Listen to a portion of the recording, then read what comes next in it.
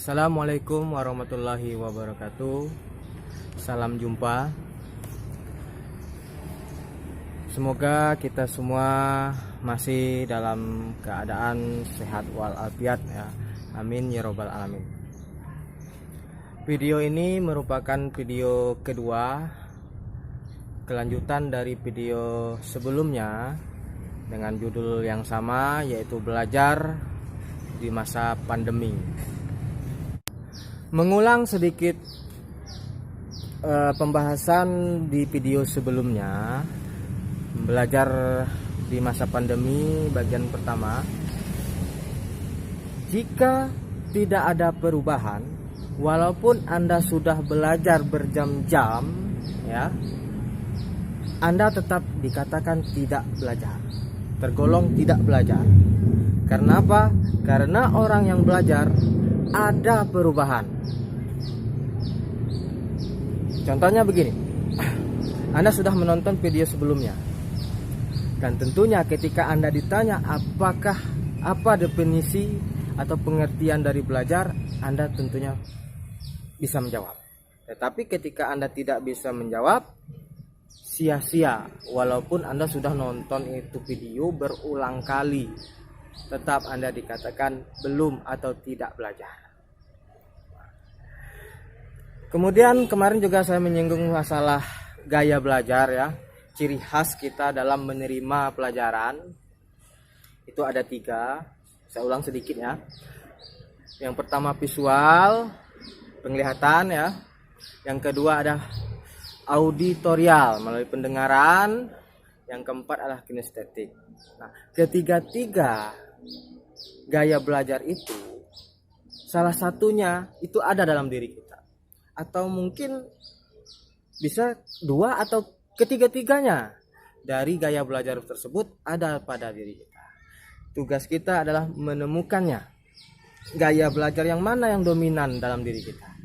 Setelah kita temukan, manfaatkan agar hasil belajar kita, aktivitas belajar kita, apalagi di tengah pandemi ini kita mesti belajar di rumah, akan optimal. Oh ya, simak video ini nanti sampai tuntas ya, jangan setengah-setengah, agar informasi yang saya berikan tidak terpotong.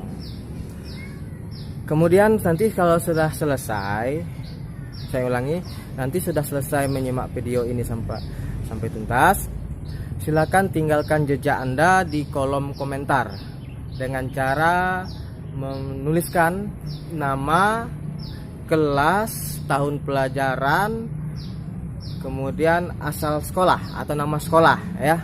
Nama, kelas, tahun pelajaran, dan nama sekolah. Tulis di kolom komentar.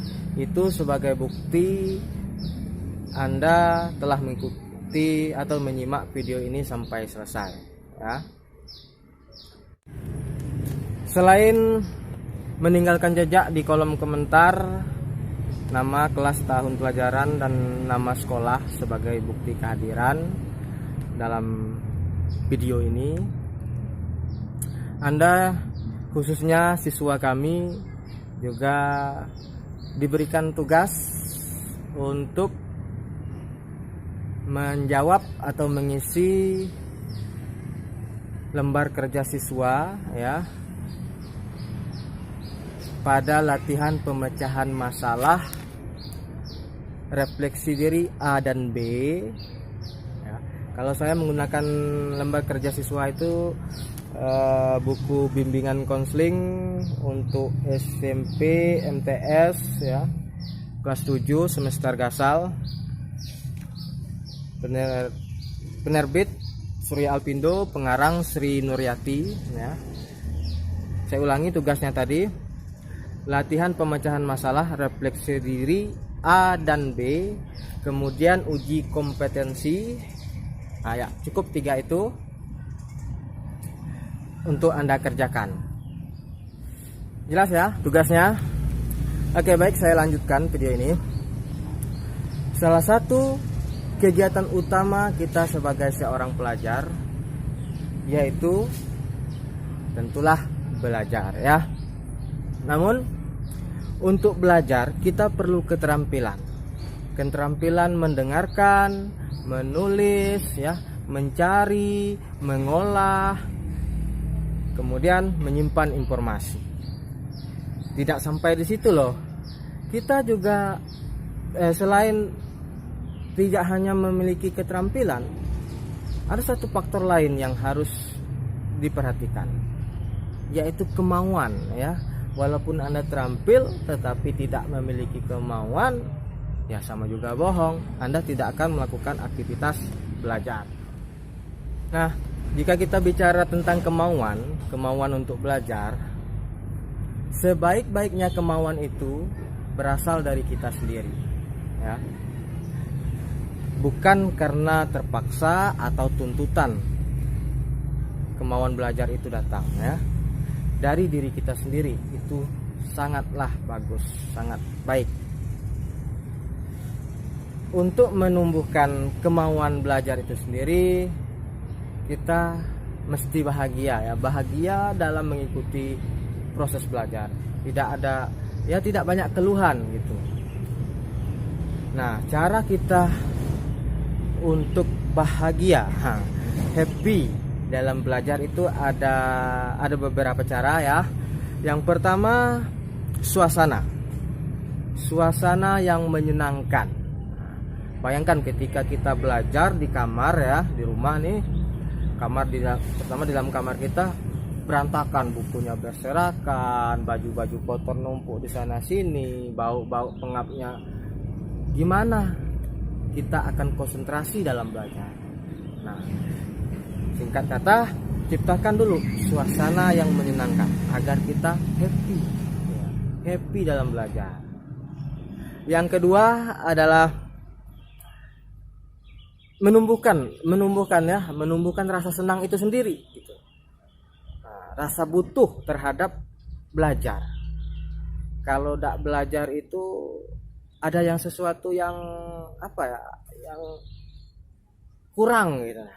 Nah, tumbuhkanlah itu di dalam diri Anda. Yang ketiga, kenali tipe atau gaya belajar ya, seperti video sebelumnya atau yang pada awal tadi ya, penjelasan saya di awal bahwa mengenali tipe atau gaya belajar kita sangat mendukung kita untuk optimal dalam melaksanakan aktivitas belajar. Kenalilah dimulai dari sekarang gaya belajar Anda sendiri. Yang keempat, belajar dengan waktu jeda ya. Mesin saja beroperasi atau menyala butuh istirahat, apalagi kita ya. Aturlah jadwal untuk jeda sebentar, rehat sejenak ya, merefreshkan kepala, sehingga untuk melanjutkan pelajaran kita sudah segar kembali ya. Jangan paksa kalian harus belajar full time gitu, tidak ada jeda. Itu malah membuat Anda tidak bahagia dalam belajar. Kalau tidak bahagia dalam belajar ya akhirnya asal mengikuti pelajaran, tidak ada perubahan dari Anda mengikuti belajar. Lebih baik Anda jeda, rehat sejenak. Apalagi kan kita sekarang belajar dari rumah. Banyak bisa Anda atur sendiri waktunya. Buatlah waktu jeda sebentar, rehat sejenak untuk meringankan atau merefresh kepala otak kita. Yang kelima yaitu yang terakhir ya, jaga dan peliharalah ya semangat kita. Ingat, kalau zaman dulu orang pakai otot ya, kalau sekarang tidak. Zaman sekarang orang pakai otak. Sehingga jadikanlah belajar itu sebuah kebutuhan bagi Anda ya. Jangan takut, pusing, capek gara-gara belajar ya. Karena ada imbalan yang akan Anda terima ketika Anda merasakan letih, lelah, capek dan sebagainya akibat belajar. Anda banyak mengetahui, Anda banyak keterampilan dari belajar tersebut. Singkatnya, jagalah semangatmu, semangat Anda dalam belajar. Itu 5 cara dari saya. Mungkin ada tambahan, silahkan cari dari referensi lain. Cara membuat kita bahagia dalam belajar. Terima kasih sudah menonton video ini, semoga bermanfaat. Sampai jumpa di video selanjutnya.